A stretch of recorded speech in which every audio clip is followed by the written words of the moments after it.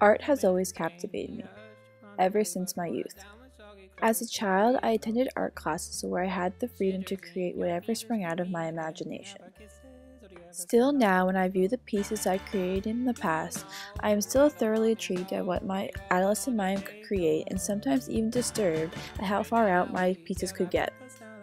I mean, for a 6th grader, I could get pretty abstract, to say the least. As I have grown older, art has still had the upper hand on me. With my accelerating adulthood, I have lost much of the emotional connections I used to have with objects and things that are meant to hold great meaning to me. It has been harder and harder to relate to things on an emotional level. Most of the colors I have seen in my youth that have been expressed through my whimsical pieces of artwork have dulled to gray. It's a sad realization when you notice how much you have grown up and how much life has changed you from the person you were. However, what still resonates with me today is the effect that art has on my soul. Recently, I attended the Museum of Modern Art in New York City. It has been years since my last visit to this venue, and the last time I was there, I could still see the eccentric colors in my mind. The first piece I saw was this red and blue graphic design with a bubble wrap backdrop.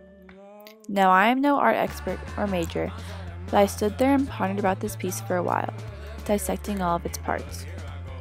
What compelled this person to create this? What did he see in his mind? How did he want me to view this piece? But then I stopped. What did I feel from this? For the first time in a while, I started to connect with something on an emotional level. Yes, the painting did seem like a bunch of blue and red nonsense from the outside, but here I was, connecting with it. It had depth. It was emotionally distressed. There was confusion in it, but yet at the same time, its repetitive nature gave it structure and stability. My mind was boggled. I was bridging a gap between me and a piece of canvas, and I was seeing the colors. Other people were around me viewing the same painting I was, and similar ones in the same vicinity. Were they seeing what I was seeing? Were they feeling what I felt? One of the most important components of art is the idea of perspective. In a technical term, it refers to the spatial relationships of objects in a piece of art. In a more analytical way, it is defined on one's mental outlook on something. A common conception that keeps me up at night is the idea that not everyone views colors the same way as I do. What if the blue on the painting above was green for someone else? Or that red was orange? Would that affect their perspective of the piece or the connection that they were making? As I stood in the galleries viewing the art, an interesting thought was constantly running through my mind. Everyone here was getting a different form of value out of these pieces, and everyone was feeling a different emotional response. Now that's a crazy perspective to have, knowing the infinite nature of others' mental views. More importantly, these pieces of art made me realize something about myself.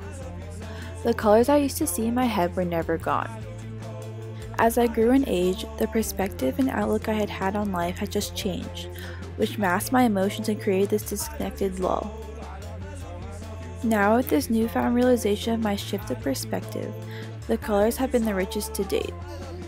All thanks to some super cool paintings. I love you so, I love you so, I love you so, please.